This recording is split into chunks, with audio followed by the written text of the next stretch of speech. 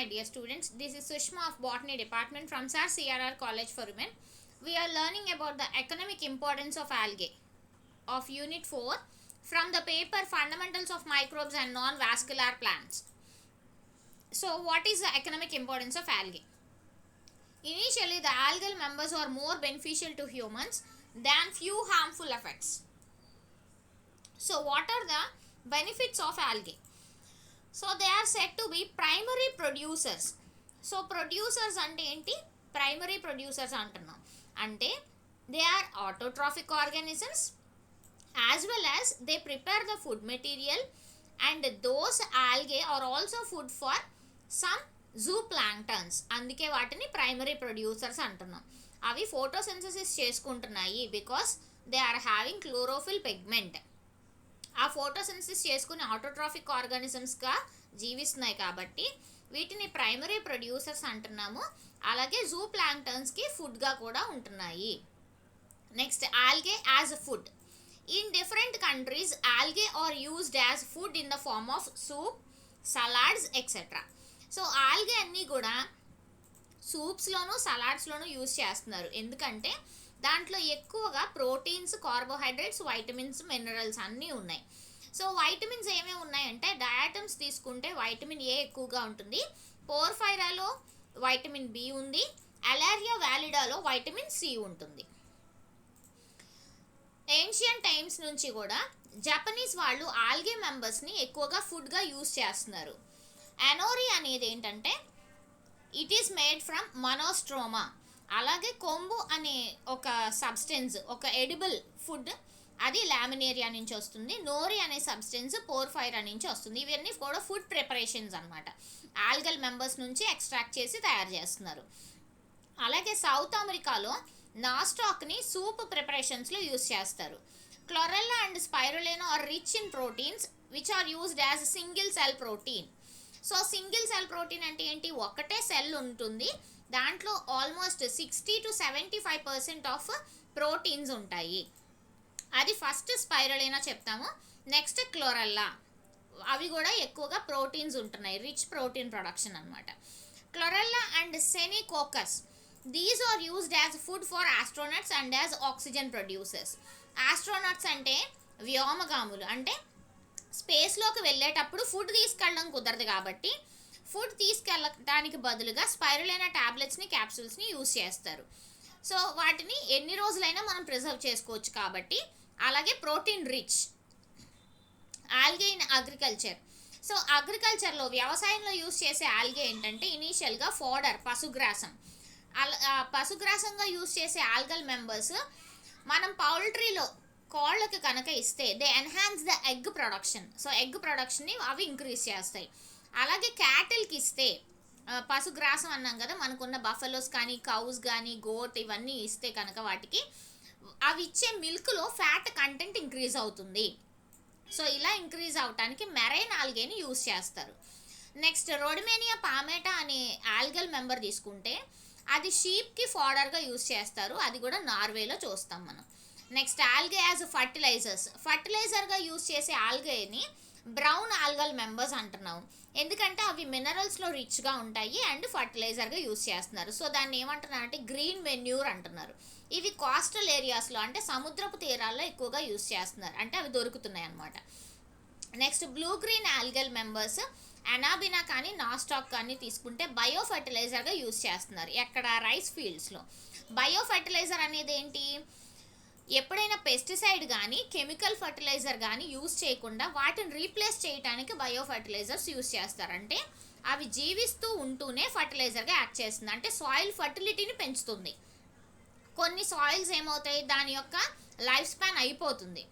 మళ్ళీ దాని యొక్క ఫర్టిలిటీని పెంచాలంటే, అంటే సాయిల్ ఎరోషన్ అంటాము, బంజరు భూములు. సో అలాంటి వాటికి సాయిల్ ఫర్టిలిటీ పెంచాలనుకుంటే, మళ్ళీ సాగు భూములుగా మార్చాలంటే అనాబినా కానీ, నాస్టాక్ని కానీ యూజ్ చేస్తారు. అవి బ్లూ గ్రీన్ ఆల్గే.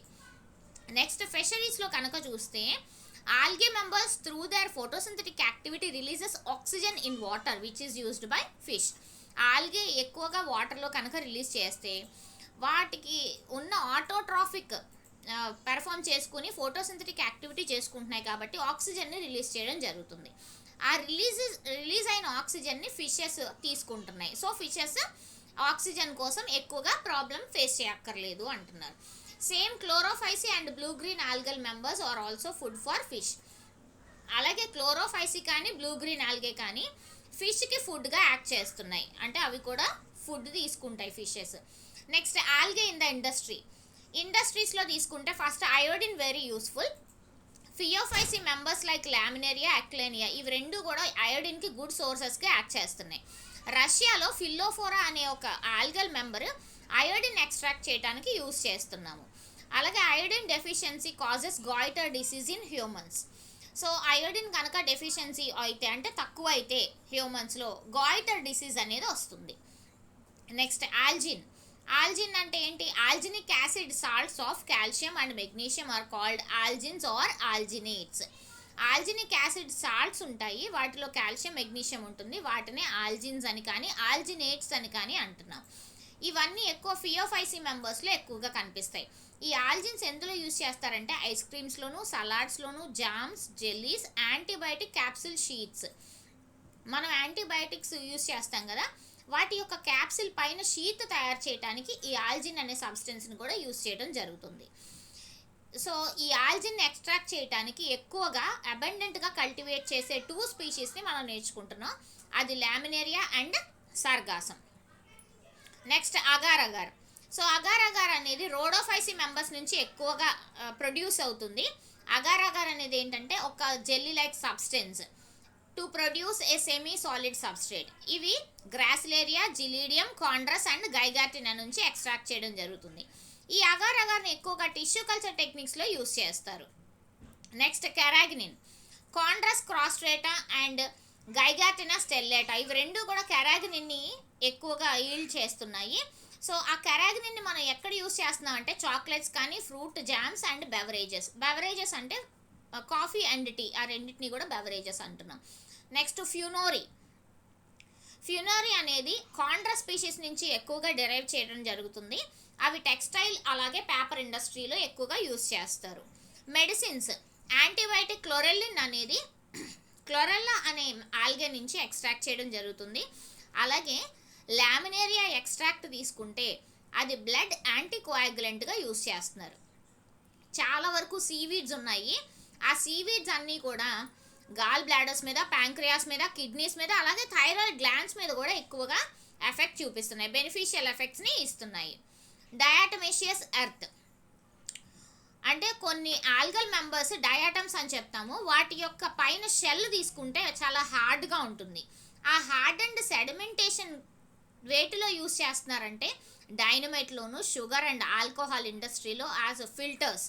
ఇంకా ఎందులో యూజ్ చేస్తున్నారంటే glass, porcelain, varnish, toothpaste and also soap industries. దాన్ని డయాటమేషియస్ ఎర్త్ అంటున్నారు. Algae in sewage treatment. కొన్ని వాటర్ పొల్యూటెడ్ ఫామ్స్ ఉంటాయి, వాటిలో ఎక్కువగా కార్బన్ డైఆక్సైడ్ రిలీజ్ చేస్తూ ఉంటాయి.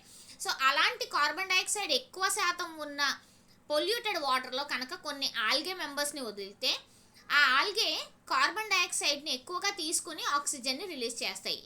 సో రిజల్టింగ్ ఏంటి? కార్బన్ డైఆక్సైడ్ యొక్క లెవెల్ పడిపోతుంది.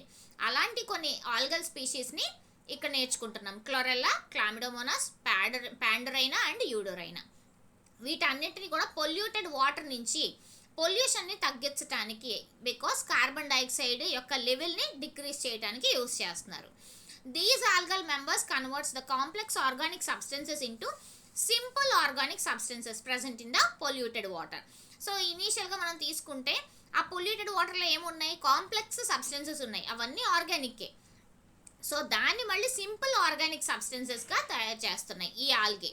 సో పొల్యూటెడ్ వాటర్ కాస్త కొంచెం పొల్యూటెడ్ వాటర్లో ఉన్న పొల్యూషన్ తగ్గుతుంది, బికాస్ కార్బన్ డైఆక్సైడ్ శాతం తగ్గుతుంది కాబట్టి. వైటమిన్స్ ఆల్రెడీ ఒకసారి చెప్పుకున్నాము. సో చాలా ఆల్గే వైటమిన్స్గా యూజ్ చేస్తున్నారు. క్లోరెల్లాలో చాలా వైటమిన్స్ ఉన్నాయి. డయాటమ్స్ వచ్చేసి vitamin A, vitamin B is present in Ulva and Porphyra, vitamin C is found in Porphyra and Alaria species. Next growth hormones. మనకి ప్లాంట్స్కి చాలా గ్రోత్ హార్మోన్స్ అవసరం అవుతాయి. ఆక్సిన్స్, సైటోకైనిన్స్, జిబ్బరిల్లిన్స్ ఇలా చాలా కావాలి. కానీ ఆల్గే నుంచి ప్రొడ్యూస్ అయ్యే గ్రోత్ హార్మోన్ని ఆక్సిన్స్ అంటున్నాం. వాటికి ఎగ్జాంపుల్స్ ఏంటంటే Chlorella, Anabaena, Fucus and Laminaria. Algae research మెటీరియల్గా కూడా యూస్ చేస్తున్నారు. క్లోరెల్లా అండ్ సెనిడెస్మస్ తీసుకుంటే వాటిని ఫోటోసింథసిస్ ఇన్వెస్టిగేషన్స్లో యూస్ చేస్తారు. అలాగే బ్లూ గ్రీన్ ఆల్గేని నైట్రోజన్ ఫిక్సేషన్ యొక్క స్టడీస్లో యూస్ చేస్తున్నారు. అండ్ సిమిలర్లీ ఎసిటేబిలేరియా ఈ స్పీషీస్ని జెనెటిక్స్ అండ్ సైటాలజీలో ఎక్కువగా రీసెర్చ్ పర్పసెస్లో యూస్ చేస్తున్నారు. So some of the disadvantages of algae. ఇప్పటి వరకు బెనిఫిషియల్ ఎఫెక్ట్ చూసాము, ఇప్పుడు డిసడ్వాంటేజెస్. మైక్రోసిస్టిస్, ఎనాబెనా, నాస్టాక్ అండ్ ఆసిల్లటోరియా ఇవన్నీ కూడా ఒక్కసారి అబండెంట్ గ్రోత్ని కొన్ని పాండ్లో కానీ పూల్ కానీ లేక్ ఆర్ ఎక్కడైనా చూపిస్తాయి. ఒక చిన్న చెరువు తీసుకున్నాం అనుకోండి, ఆ పాండ్స్లో ఒక్కసారి ఎనాబినా, నాస్టాక్, మైక్రోసిస్టిస్ ఒక్కసారి పెరిగిపోతాయి. ఆ రిప్రొడక్షన్ చాలా ఫాస్ట్గా ర్యాపిడ్గా జరగటం వల్ల పైన అంతా కూడా ఈ ఆల్గే నిండిపోయి బాటంలో ఉన్న ప్లాంట్స్కి యానిమల్స్కి ఆక్సిజన్ అందదు. అలాంటప్పుడు లోపలున్న లివింగ్ స్పీషీస్ అన్నీ కూడా చనిపోవడం జరుగుతుంది. సో దాన్ని వాటర్ బ్లూమ్ ఫార్మేషన్ అంటున్నాం. ఆ పైన అంతా వాటర్ కనిపించకుండా బ్లూమ్ లాగా ఫామ్ అయిపోతుంది. సో ఒక్కసారి ఫామ్ అవుతుంది కాబట్టి వాటర్ బ్లూమ్ అంటున్నాం. అలాగే మైక్రోసిస్టిస్ అనేది చాలా టాక్సిక్ ఆల్గల్ మెంబర్. అది కొన్ని ఫైటోటాక్సిన్స్ని సెక్రెట్ చేయటం వల్ల వాటర్లో పొల్యూషన్ లెవెల్ ఇమీడియట్గా ఇంక్రీజ్ అయిపోయి కొన్ని ఫిషెస్ చనిపోవడం జరుగుతుంది. సో అది కూడా మైక్రోసిస్టిస్ వల్ల జరుగుతుంది కాబట్టి ఇట్ ఈస్ ఏ డిసడ్వాంటేజ్ అని చెప్తున్నాం. Next, majority of the algal members are autotrophic. కానీ సెఫల్యూరస్ వెరిసెన్స్ అనే ఒక ఆల్గల్ మెంబర్ బ్రౌన్ రస్ట్ కానీ రెడ్ రస్ట్ కానీ డిసీజెస్ని కాజ్ చేయొచ్చు. దేంట్లో అంటే కాఫీ అండ్ టీ ప్లాంటేషన్స్లో. ఈ రెండిట్లోనూ బ్రౌన్ రస్ట్ కానీ రెడ్ రస్ట్ కానీ అవి డిసీజెస్ కాజ్ చేసే స్పీషీస్ ఏంటి గుర్తుపెట్టుకోవాలి. It is very important. Cephaleuros వెరిసెన్స్.